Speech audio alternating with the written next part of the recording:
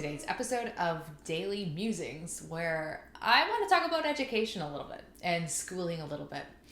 So about a month ago, I shared with you in a video that I was experimenting with being a writer, whatever that meant. So I had recorded a video after 3 days of basically doing like a full-time writing thing. And that was a really cool experience. So I extended it a couple more days. And then that was a really cool experience. So I've ended up doing something like that for the last month, where I've been essentially doing part-time hours in this process that I wouldn't even know how to describe, but it could be described as some kind of educational process. So after about a month, and by the way, I gave myself very little boundaries. So about 4 times a week for 6 hours, I do some kind of combination of research and writing. And I've not put any restrictions on topic. Basically, I'm just letting my interest direct me to see where it leads and to see what even my curiosity is, just to allow myself the freedom to explore it. So, for example, one way that this manifested is that I got really into reading and writing about pandemics. So one of my projects, I read a couple books about pandemics. And one of my projects that kind of sprouted out of this was the idea to basically just summarize what I've learned and my questions and concerns in a long essay. So something like maybe like a 10,000 word essay. And I've touched on about 5 other subjects of interest that over the last month I keep gravitating towards. And another subject of interest has been that of education. It should be no surprise to you that I'm really passionate about education. I am, after all, a piano teacher. I have a YouTube channel that's dedicated to sharing piano lessons and my method of teaching and things like that. It's something that I've read extensively about and something that I continue to be really excited about learning. Now, when I read about education, it's not just limited to education books, and it's specifically and certainly not just limited to piano. Because if you read education books from the turn of the century, if you read modern education books, and even if they have nothing to do with piano, they can still apply to piano. And I like getting the broad scope of not just seeing what's trendy in education, as is tempting perhaps, but also what is timeless and what definitely hasn't worked, and looking at patterns over the long haul. So through this weird month of sort of this like part-time research explanation mode, what I realized, the thing that I'm really craving and I really want to lean into right now, is that of receiving an education. And I don't mean a college degree. So some of you might remember, I've shared this before here as well, is I don't have a university degree. I never went to college. I thought about it, but instead of going to college, I just worked, and I started teaching piano around when I was 21 years old. So my education thus far has largely been practical, hands-on, just by doing and experiencing and immersion into teaching and whatever else I happen to be exploring on the side. But lately, and through this last month, this kind of obsession with certain interests, like getting really into reading and researching about education again, for example, has lit up this desire to commit to doing this more, like beyond just the month.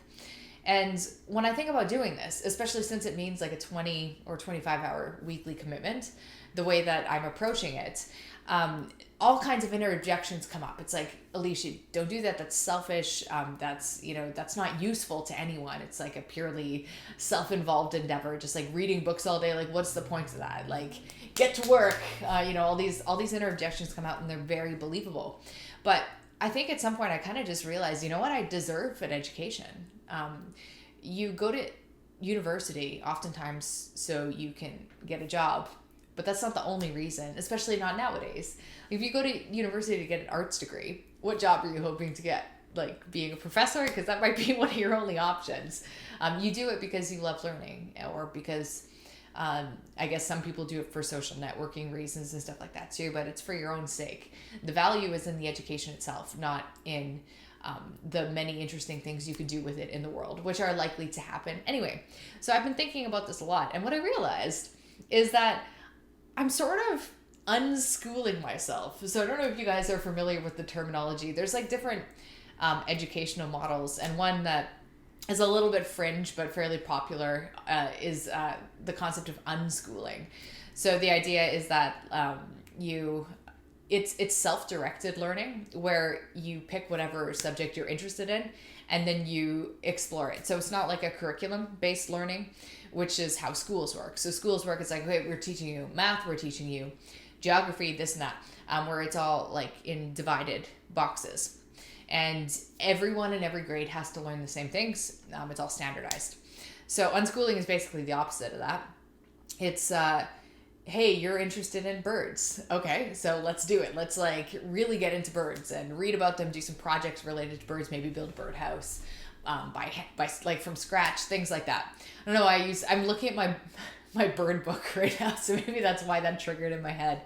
But this is the way of learning, like the sort of unschooling is oftentimes how us adults learn. Like we go through this rigid structure in our educational system, but then once we're free of that, once we're in our work, our occupations later in life, etc., we just do things and learn about things because we're interested, we're curious, we're like, I wonder what that's about. And then all of a sudden we're like getting into woodworking because you had the random curiosity about like, I wonder what it'd be like to build my own table. And then you just, so I think that it's been interesting learning about these different education models and realizing that the approach that I've been taking to my own kind of self-education for the last month, and let's not get it too excited of what the future entails, because I don't know, but that I could put some kind of label to this. It's like adult unschooling, which I guess is very similar to how the rest of us learn when we're adults. And it does make me very interested and curious to learn more about how this applies to children,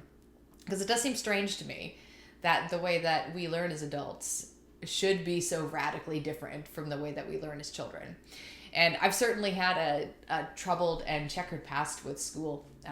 I was one of those kids that was, I wasn't a bad student until high school, but I was one of those kids that kind of hurried up and finished my assignments as fast as possible so I could read my book or like doodle or chat with my friends or whatever. It was all of my really interesting endeavors I felt happened outside of school. So I'd go home from school and that's where I'd write a script, or that's where I would videotape a play that I would have my friends and I act out, that I would have written the script for.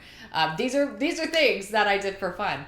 So it was like, I was sort of giving myself a little bit of an education outside of school in the arts. That's how I taught myself how to write pop music, how to sing and play piano, and all of these other interests that are the foundation of the work I do now. So anyway, this is a little bit of a long and rambly video, but a couple things worth maybe like takeaways to that I'm trying to get at here.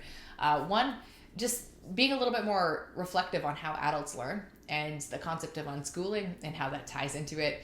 I should also mention I'm not super comfortable with the idea of unschooling as it applies to children, just because I don't know very much about it. And anything that's like so free, like no structure at all, freaks me out a little bit without deep diving into it. So I'm not advocating it, but it is interesting to note that that is how us adults tend to learn. And having a name to it allows me to understand my own learning behavior a little bit better, and then control it as I create my own adventure. A final note is I'm very attached to the idea of projects and outcomes, as opposed to, so if I'm doing this kind of like research, writing, self-schooling thing part-time with myself right now, basically on my own, then what's more interesting to me than doing assignments is like just kind of random assignments, whatever, is to do one big project. So if I'm learning about pandemics, I'm writing an essay about it. If I'm learning about childhood education, I have the idea that that's something that I could write like a short book about, and not to write a book, like not to be, I've written a couple books already actually, but it's not so much about like publishing the books, it's more about a project to crystallize my focus of endeavor. So it's a great way to learn something. If you're thinking, okay, well, I'm gonna be writing a book about this, or I'm gonna be giving a 1 hour talk about this. It's a way to really, really laser in your focus on whatever it is you're learning, so that when you're researching and you're studying, it all remains relevant. And you're not just doing random miscellaneous busy work.